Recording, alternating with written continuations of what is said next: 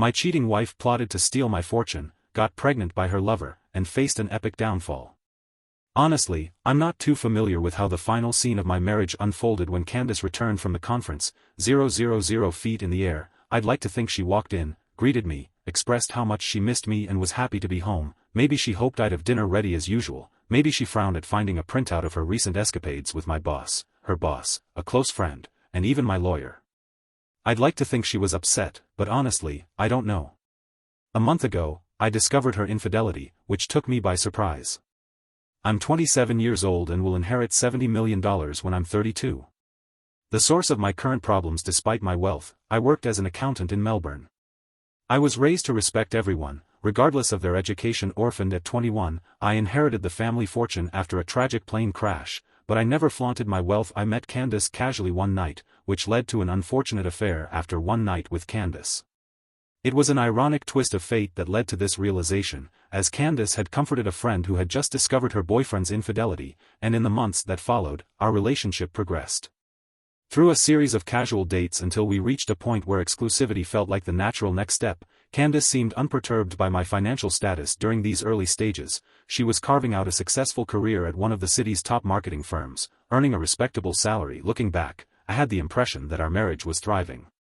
As a young, affluent couple, we rarely ate at home, preferring instead to frequent the city's fine dining establishments. Weekdays were marked by joint gym sessions, while Saturdays were. When I recall the moment I proposed to her, I closed my eyes at the stark contrast to what I knew then. Her acceptance filled me with an overwhelming sense of happiness, despite what many would consider her conventionally average appearance.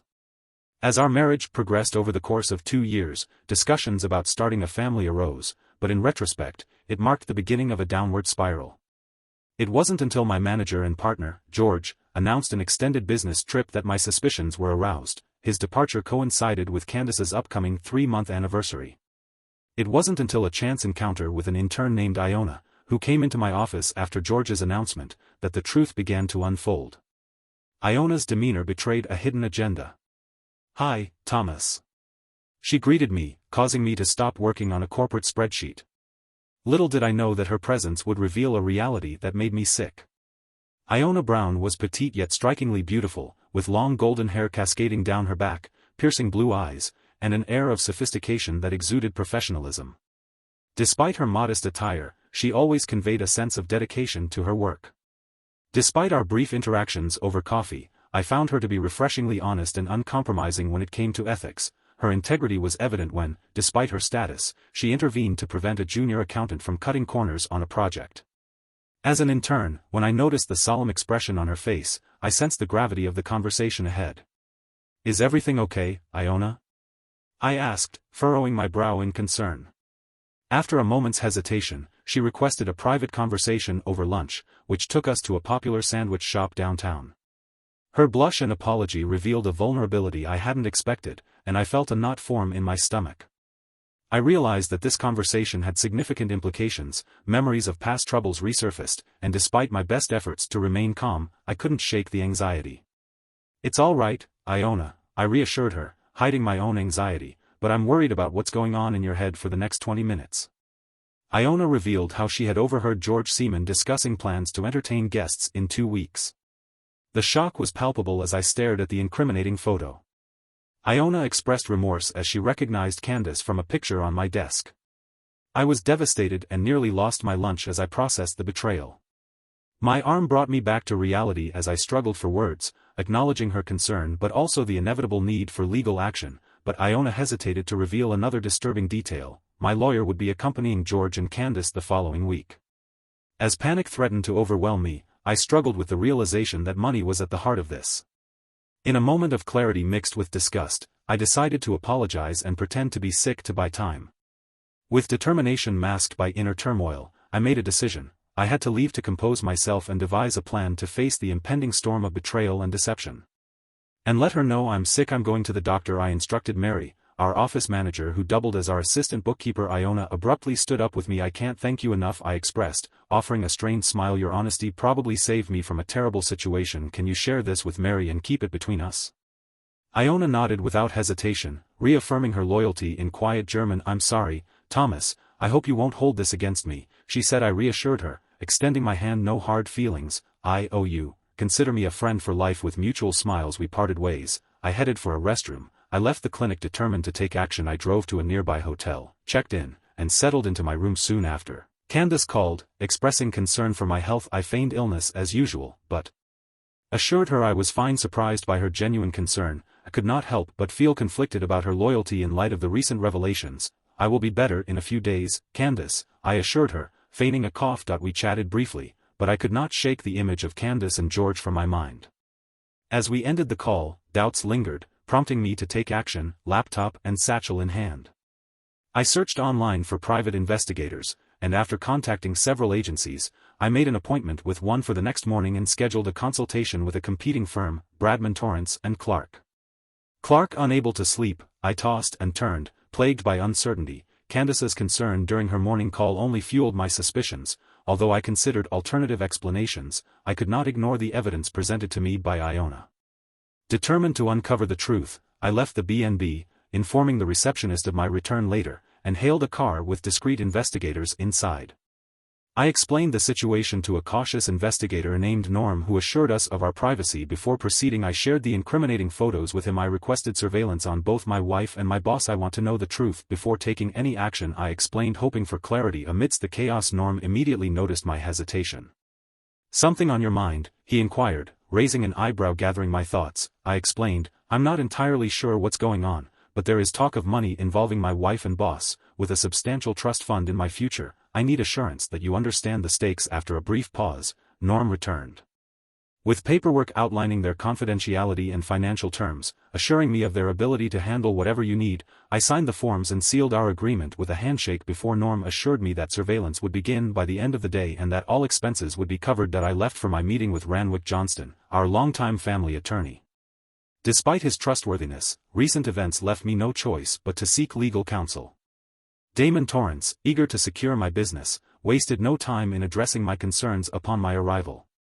I explained my suspicions of collusion between my wife, my boss, and my attorney. I expressed my need for a defense with a sense of urgency. I braced myself for the tumult ahead, determined to navigate the impending storm of betrayal and protect my interests. Lawyers are often portrayed as cold and indifferent, focused solely on profit. Damon Torrance embodied that stereotype. Dressed in an expensive suit and occupying an imposing office overlooking Melbourne, after explaining my situation, Damon turned to face the cityscape and absorbed my narrative. You like a challenge, don't you? He remarked, his grin sharp. He offered a tempting proposition. Intrigued, I questioned his motives. Addressing me by name, Damon emphasized the value of retaining my account, citing potential benefits to both parties. I recognized his strategic approach. His salesmanship. Over the next hour, we finalized terms and I signed the contract, facilitated by his efficient assistant. Damon informed me of Norm's contact with discreet investigations and suggested that I involve him in my dealings with my current attorney. Grateful for the insight, I left impressed with Damon's shrewdness and his firm's hospitality. I paused to consider the proposal before agreeing to Sunday morning brunch, acknowledging the need to keep a low profile until matters were resolved. I spent the day reviewing our invoices and setting up alerts for transactions over $1,000, wary of potential fraud. That night, George's email and Candace's call seemed routine, but their lack of concern about the change in plans troubled me. On Saturday afternoon, my suspicions were confirmed when surveillance revealed Candace's involvement in a lavish rendezvous at a nearby hotel. Disgusted, I checked out and headed home to prepare for brunch with Damien as planned. Returning to my apartment, memories of intimacy with Candace clashed with the reality of her infidelity. I purged my emotions and vowed never again to be in such a situation. An hour later, I arrived at Damon's penthouse in downtown Melbourne via Uber and was greeted by his wife Mel and daughter Colleen, who entertained me for the next hour despite Colleen's surprising blend of sophistication and modesty. Observing Damon's casual attire, I couldn't help but notice the contrast from our first meeting. He chuckled at my observation, explaining that while his professional demeanor was necessary, his invitation came from genuine friendship. When she revealed her own experience of betrayal in her previous marriage, Damon tenderly comforted her, emphasizing the gravity of my situation compared to hers. Recalling her turbulent past, Mel empathized with my anguish by describing her own ordeal of discovering her first husband's infidelity. He said that I had been engaged to Cherry, but our breakup had resulted from her disapproval of my demanding hours as a partner at the law firm. It wasn't a messy breakup just to break up over a month before Mel's divorce. A month before Mel's divorce was finalized, our paths crossed in a downstairs coffee shop. I was attracted to her pregnant belly. And all you mean, I interjected, eyeing Mel, who blushed. They confirmed, yes, Colleen is Lawrence's daughter, Mel clarified. I discovered this a few weeks later, but it didn't change my feelings, Damon added. I promptly adopted Colleen at the age of 2. When Mel and I married Lawrence, I gladly signed the papers, relieved to avoid child support obligations. We sat in silence, absorbing the revelation. Finally, I broke the silence and sipped my coffee. We lost track of him the following year, but the last we heard he was in a shared house working in customer service for a telecom giant. He revealed with a sigh, if that made him happy, so be it, though he owed Mel honesty, Damien remarked. Mel squeezed his hand affectionately. True, but union came out of it. I can't regret it, despite the pain, Mel reflected. Damon nodded. The pain, Mel reflected. Damon nodded, somewhat guardedly. We continued to chat. Colleen joined us briefly before retreating to her room to chat with friends on Discord. And you, Thomas? Mel inquired, refilling our cups with her expertly brewed coffee. I glanced at Damon, raising an eyebrow. He waved off any sense of formality.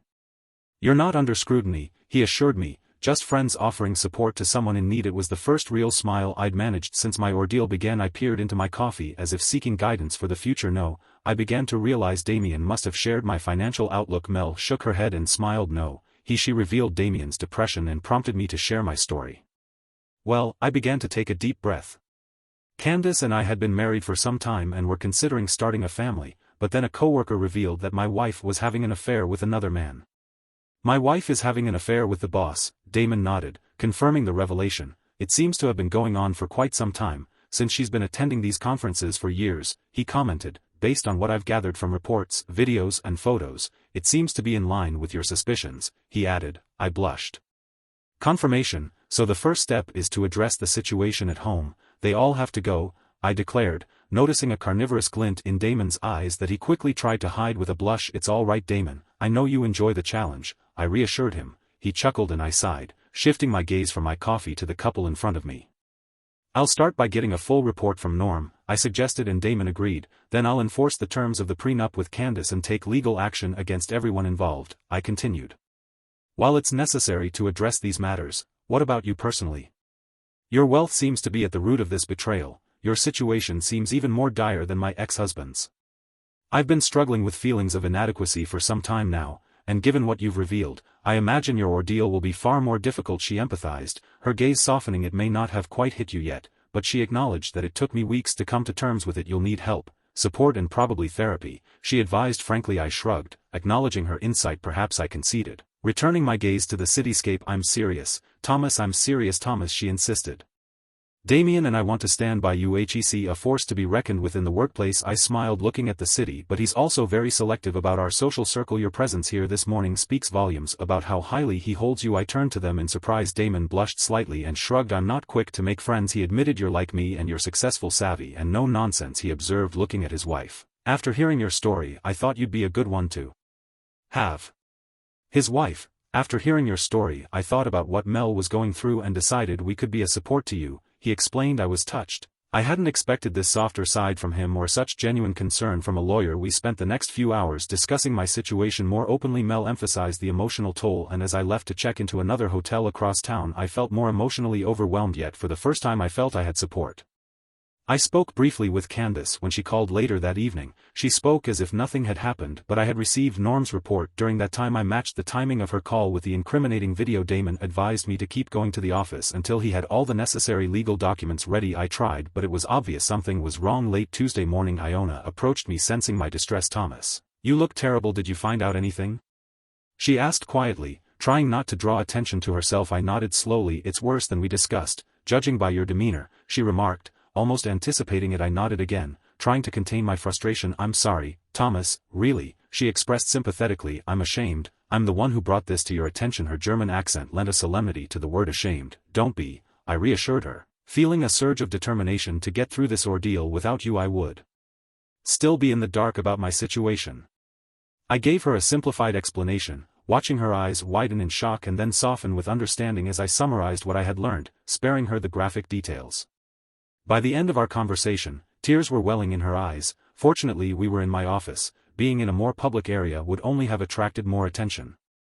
I couldn't help but wonder if anyone in the company was aware of William's knowledge. About the affair, I suggested we meet for dinner that night. Unable to maintain my composure if I revealed everything over dinner, we agreed to leave shortly after work, as she only had 4 days left on her internship. Later that afternoon, Mary, our office manager, gave me a strange look in the hallway after lunch. She spent hours talking to William. I feigned productivity for the rest of the day, watching both men closely. I had developed a trust in Damon, my new lawyer. After several conversations this week, as well as with Mel, Damon's part of the inner circle, I briefed my investigator. What's the latest intel? How is it worse than what we uncovered? Norm's next words jolted me out of my week-long confusion. They've been discussing the possibility of eliminating you in about 3 years, he revealed. Damon and I reacted in unison, which Norm explained further, not immediately. Norm explained further, not immediately, but they've been talking about orchestrating your demise in a few years, dividing your trust among themselves. Stunned, I processed the chilling information. Norm continued, their method hasn't been finalized, but poisoning through your food has been considered, possibly by your wife. Shock replaced my initial disbelief. The upside is they're still in the planning stages. Norm added, revealing Roger's involvement as a chemist capable of concocting a lethal compound. I struggled to understand my wife's involvement, but why did I protest? We are married and my assets are hers too. Why resort to such extremes? My anguish was evident as I grappled with the betrayal. Norm shrugged his shoulders and emphasized that people often make foolish decisions regarding money. He reassured us. I discussed further details with Norm, who provided Damon and me with the thumb drive containing additional evidence. Damon outlined his plan for the coming week, which included preparing divorce papers and taking legal action against Candace's workplace. That evening, I confided in Iona, who was shocked by the ordeal I had been through. The following days passed with a semblance of normalcy, albeit tinged with paranoia. On Thursday, Norm called me into a meeting where I found Damon already present, his expression grave as we sat down. I sensed bad news to come. Norm revealed that my job performance had suffered due to personal issues, prompting my boss to involve Candace. My heart sank as I realized the extent of her interference, exacerbated by Norm's somber tone. Her boss, my lawyer, my boyfriend, and a few others in my workplace, I summarized with a hint of disdain. Norm confirmed, nodding sadly. Yes, he replied, recognizing the seriousness of the situation. He invited Damien, my new lawyer, to join our discussion to ensure he was informed of our next steps. We devised a plan to keep her unaware for as long as possible, giving me time to. We continued strategizing even as I received a phone call from Candace, which I ignored to keep up appearances. The next day we celebrated Iona's successful internship with a going-away party at work. That evening, over drinks with Iona, I received a call from Mel suggesting a trip to see penguins near Phillip Island, emphasizing the need for nature and supportive friends during this difficult time. Grateful for the invitation, I asked if I could bring a friend.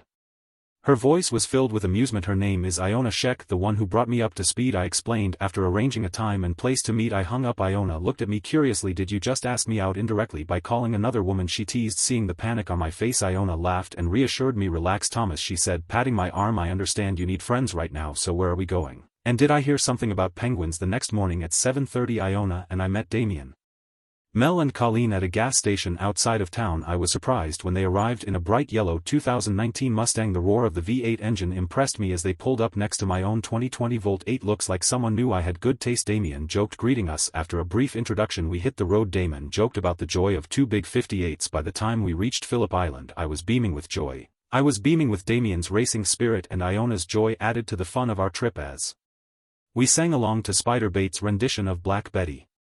Spending the day with the penguins was delightful. Although we've all seen them before, penguins never fail to charm, and I enjoyed fish and chips for lunch. Grateful for supportive friends, Iona took my hand towards the end of the day and it felt natural. Despite being married, I value fidelity. Half an hour before leaving, Colleen orchestrated a walk with Iona and Damon, leaving Mel and me behind.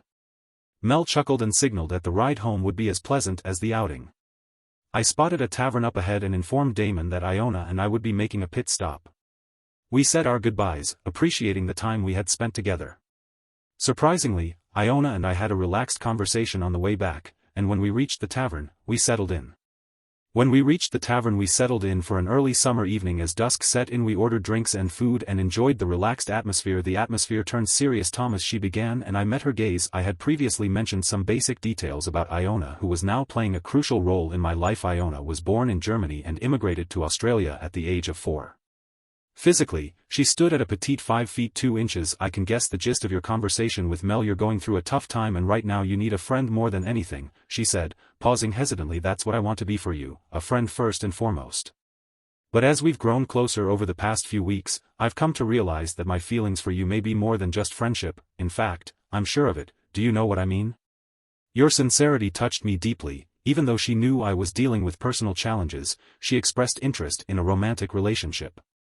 You're an incredible woman, and you're right, I do need friends right now, but the truth is, in the midst of all this confusion, I found myself drawn to you as well, so I left my statement hanging. Life can swing quickly from joy to sorrow, and Iona was experiencing that firsthand. We spent the rest of the evening chatting about our interests, from movies to music to our mutual love of Mustangs. As we chatted, I told her the story of my family tragedy and the existence of my trust fund, which surprised her. After hearing my story, I shrugged and explained that my original plan was to gain experience there for a few years before starting an investment firm, a dream I had discussed with my late father, but their untimely passing led me to stay at the firm. The mention of my parents' passing sobered the conversation.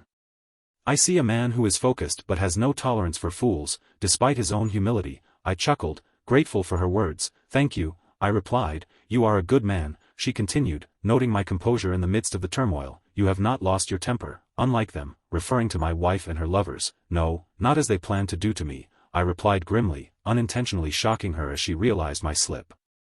Iona was horrified, her eyes filled with tears. You're taking action, right? This must be a crime, she said, her grip on my hand tightening, concern etched on her face, almost as if she feared for my safety. I assured her Damien is handling it, everything will unfold next week. Everything will unfold next week. She released my hand, her voice almost hysterical. Your wife is plotting to eliminate you, she exclaimed. We continued talking and as we walked back to my car she gripped my hand tightly, anxiously scanning our surroundings. It's okay, Iona, I reassured her, squeezing her hand. We are safe and if anyone is watching I have a fast car, we can outrun them. Her laughter erupted. The tension in our conversation on the way home was subdued as I dropped her off. We shared a tight hug and in a moment of vulnerability I kissed her softly on the lips. She blushed. We both realized the potential of our relationship. I drove away feeling a sense of relief thanks to Damon, Mel and Colin, but especially Iona. A few blocks away my phone rang. It was Candace. Baby, she said. Where are you? She said, worried. Where are you? I've been trying to reach you. I'm sorry, Candace, I replied, explaining my day on Phillip Island with friends. It was a great day, I added, sharing the joy of watching Colleen with the penguins. They make you appreciate happiness. In another life I wasn't lying. Watching Colleen with the penguins was hilarious. She loved feeding them the bait fish. We bought some and at one point a group of penguins followed us. Her around looking for more food. You know, maybe when I get back we can start trying for a baby of our own. You've been nothing but trouble, Candace said. Yeah right, I thought, have a baby so you can poison me later. See you later, Candace. How's the conference going? Did you go? I asked, changing the subject. Oh yeah, the conference went great. We really learned a lot, she said, oblivious to my suspicions. And yes, a group of us, including my boss, are going out for a few drinks. Don't worry, my boss is keeping an eye on me to make sure no outsiders trespass on my virtue. Sure, I thought, as if this woman had any virtue at all. I lost interest in the conversation, letting her talk while I tuned out. She ended the call with I love you, but I didn't bother. I suspected that Mary and William were up to something with Candace and George, but I couldn't figure out what. As the week went on, they looked at me less and less, which only increased my suspicions. In the evenings with Iona, we packed up my apartment and stored my things in a company shed for free. Candace's things were moved out, with storage paid for days, to give her time to sort out her affairs and check the norms reports daily. One night I accidentally showed Iona a picture from the report, causing her to rush to the bathroom and vomit, and when she returned she was furious, expressing her anger at my soon-to-be ex-wife's behavior. Monday morning arrived, marking game day. The cheaters were expected back early. While I was scheduled to leave for a month in KS North Queensland, I went to work as usual, attended a staff meeting where William announced George's return tomorrow. Mary's scrutiny caught my attention for the first time since my induction, prompting me to alert Damon to possible conspiracy charges just before lunch, declining an invitation to dine with the group. I left quickly, initiating a race on my laptop before I left, leaving my keys and cards on my desk, intending to resign with Damon's team to deliver the letter later. At the office exit, the company car driver greeted me and drove me to the airport. Iona bid me farewell with one of her chase kisses, and at the airport Damon and Mel saw us off. Damon gave me a new phone with a private number known only to a few to ensure confidentiality. Flying business class on I to K, we enjoyed champagne on boredom on landing. Another driver escorted us to a cozy bed and breakfast for our first week stay, run by an elderly gay couple. The B&B boasted a stunning view of the sunset over the water. Our room with a double bed, attached bathroom, double shower and jacuzzi tub offered luxury and comfort. The owner shared that they had recently remodeled, offering 2 king bedrooms and 4 superior rooms. On the way from the airport to the hotel I received a text from Damien confirming that the deed was done. "You are free now, turn off your phone," he advised, and I complied, feeling nervous as I settled in for the night with Iona. We both felt the weight of expectation, but it turned out we had nothing to worry about. After retiring to the bedroom we drifted off to sleep. The next morning, Iona inquired about my well-being, to which I responded enthusiastically, "I'm fine." Iona inquired about my well-being, to which I responded with enthusiastic praise of the night before. She happily confirmed that her plan had worked, and we reaffirmed our commitment to each other. By the end of the week, I'd even forgotten about my cell phone until Damon, Mel and Colleen joined us with news of 9 more days of travel. Colleen joined us with news of 9 arrests in connection with the murder conspiracy, including some familiar faces from our past. 9 people wanted me dead, I exclaimed, sort of. Damon explained that they admitted to no personal animosity toward you. In fact, they praised you as a nice guy, but they conspired to profit from your trust after your death by blaming each other. All except Candace, who collapsed when she found you gone, according to the divorce papers, and is now under observation at Ramsey Hospital. I have delivered your resignation in person, triggering the immediate closure of your former workplace, as its survival seems unlikely. Similar story at Candace's workplace, and I witnessed the arrest of Mr. Ranwick Johnston. Quite professionally satisfying, no charges against me, he added with a wink, and we chuckled. What about Roger? I inquired. He was also arrested. His wife was clueless. She thought he was on a business trip, not cavorting with a friend's wife. I offered to represent them pro bono, Damien shared. Mel playfully slapped ladies. "Stop teasing, kid." We all chuckled, digging for more details. Mel. Iona blushed, then admitted, "I asked him to hold me the first night. I made sure he stayed in the room. I kept him occupied so he would dwell on the situation." Damon ended up spitting coffee through his nose the next day, much to Mel's amusement. I just grinned like a Cheshire cat. Mel. They stayed with us for the next week, joining us on day trips, overnight stays at casinos and even a light plane flight to the D-Tree coast. They then returned to Melbourne while we flew to Brisbane, where Iona introduced me to her parents as her boyfriend, and I was happy to play the part. Although my name wasn't mentioned when Iona informed my parents, they were in a near panic until we clarified the situation. Throughout our trip, they were the epitome of honesty and trustworthiness. We explored Brisbane for a week, followed by another week in Sydney. Toward the end of the trip, we broached the subject of marriage and children. I assured her that as soon as my divorce was finalized, we would become engaged. It was not a conventional proposal, but she understood and was confident that I would propose properly when the time came. She added that my period is due in a few days, so we'll know soon enough. She looked at me expectantly, waiting for my answer. "Are you kidding?" I laughed. "No, I've been thinking about it too," I honestly confessed. "I was hoping for an accidental pregnancy. I can't think of anyone I'd rather have a baby with than you."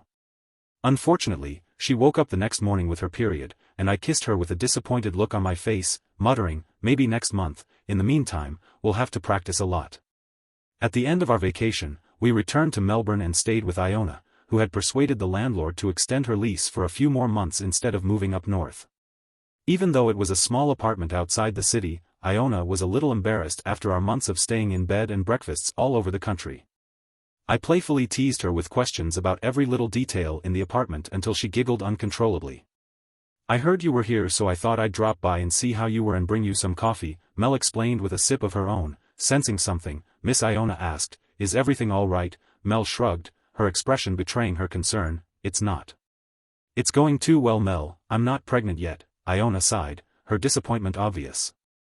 Moments later, Mel accidentally spilled coffee on the conference room table, making me laugh. "Sorry," I chuckled and explained to Mel that Ion and I had been trying for a baby for the past month. We just decided to see what happened. Mel watched us for a moment before changing the subject and asking about our presence at the office. Upon learning that we were house hunting, Mel readily agreed to help. She spent the next few hours helping us identify our preferences and needs, including the possibility of accommodating a baby. Over the next month, we visited several properties, eventually settling on 3 apartments in one house. Iona conceded that it was my money, but I insisted that it be our home. Together we chose a penthouse. The apartment itself was stunning, with 3 modest bedrooms and a spacious master bedroom overlooking Melbourne Park. The building boasted amenities like a pool, sauna, gym, and 24-hour concierge service. It felt like a luxury hotel that we could call home. With Mel's help, we furnished the apartment and turned it around in an afternoon. Within a month, we were settled in, a timely move since Iona's period wasn't due that month. Later, Jonah is 6 months old and we have our baby boy. Our apartment is now adorned with soft baby-proofing on every surface, and we have fully embraced our new life as parents, turning one room into a nursery, another into a guest room, and a third into a home office. Iona and I have started a new investment company. We currently have a modest capital of a few $1,000,000, as I am still waiting for access to my trust fund in a few years. The contrast between Damon the lawyer and Damon the friend never ceases to amaze me. As my lawyer he was a formidable force, securing judgments against Candace and my former employers, putting both companies into receivership but with substantial liquid assets, ensuring substantial compensation for Iona and me. He also secured a favorable outcome for Roger's wife, who received most of her assets, while Roger received a 30-year prison sentence. I received a plea for mercy from William and George, which I promptly disregarded in front of Damon. He took great pleasure in dismantling my former lawyer during the trial. Although I didn't focus much on Candace during the trial, she received a 35-year sentence without parole. Her parents were released from prison and she is now living with her husband. Her parents were the only ones who expressed sympathy, but even their support waned when they learned the extent of her actions. The judge granted a divorce based on her offenses against me, expressing disgust at her actions and the havoc they caused. Per the prenuptial agreement, Candace left with her belongings and $155. She did not attend the hearing and was transferred to the medical unit of a medium-security prison. She requested a visit from me, which I agreed to ensure it would not interfere with the divorce proceedings. 6 weeks later, I found myself in a secure meeting room in the medical wing of the prison, ready to meet with Candace in the Stark room, a room characterized by a bolted table, chairs secured with chains, and the ubiquitous one-way mirror that seemed straight out of a crime drama. I sat and waited for my ex-wife to arrive. Candace looked disheveled, her usually neat brown hair disheveled, indicating a tumultuous state of mind, her eyes darting around, searching for something, perhaps reassurance or escape, but when her gaze landed on me, a strange calm settled over her like a storm finding peace. Despite her disheveled appearance, she wore a faint smile, almost a mask of serenity. "I'm almost a week late, Thomas," she confessed quietly, her hand instinctively resting on her swollen belly. Then came her confession, laden with regret and sorrow. She spoke of never harboring ill intentions towards me, insisting that the coercion and manipulation of others had led her astray, the weight of her words hanging heavily in the air as she revealed the pressure to act at a time when she had no choice. It was a revelation that pierced the thick tension of the room, revealing the complexity of her situation and the turmoil within her. Despite our estrangement, she clung to a glimmer of hope for redemption, clinging to the belief that our impending child could serve as a beacon of renewal.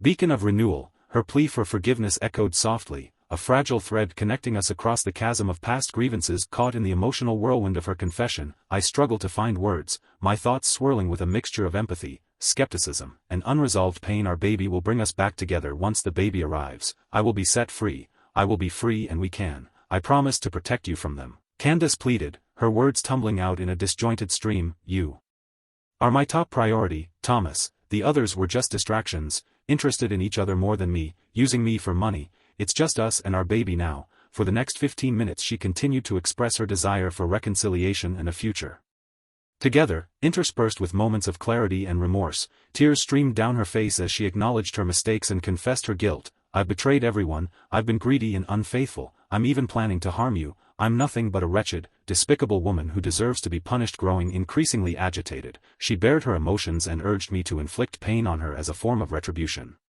In a moment of vulnerability, she revealed the pain of knowing the baby was not mine and the regret of her past actions. Feeling powerless, I remained by her side as she faced her demons. "It was meant to be. To be yours," she repeated, her voice echoing with grief as the doctor stepped in to guide her to stability. Candace reluctantly withdrew, bidding me a bittersweet farewell. "Live well, Thomas," she whispered, a poignant reminder of our shared past and uncertain future, and with that she departed, leaving behind a trail of remorse and unspoken longing. Later, the phone rang and it was Candace's doctor thanking me for visiting and informing me that Candace had delivered a healthy baby girl. The doctor mentioned that DNA testing was underway to identify the father, and Candace, showing remarkable foresight, suggested that the baby be given up for adoption to ensure that she would grow up in a loving environment. Rather than face the uncertainties of the foster care system, that evening, still reeling from my encounter with Candace, I found solace as Iona gently laid my head on her belly, where I felt the gentle kicks of our unborn son. It was a poignant moment juxtaposing the newfound hope of impending fatherhood with the complexity of Candace's situation 2 months later. Later, our family expanded with the arrival of John Thomas, bringing both joy and a sense of responsibility. In a moment of compassion, I approached Damon and asked if there was a possibility of adopting Candace's daughter. After careful consideration, little Macy, Candace's child with Randy, became part of our family. Iona embraced Macy with unwavering love, treating her no differently than our own children, believing that children should not suffer for the mistakes of their parents. Our family continued to grow with our marriage a year later, followed by the addition of a baby sister during our honeymoon. A baby sister during our honeymoon and then a baby brother when Macy reached adulthood. We felt it was time to reveal the truth about her heritage and our history with her birth parents.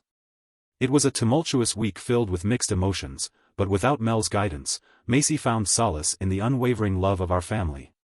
Despite her frailty, she was moved to tears when she saw Macy standing before her, leading to a heartfelt moment of reconciliation and remorse in the visitors' lounge.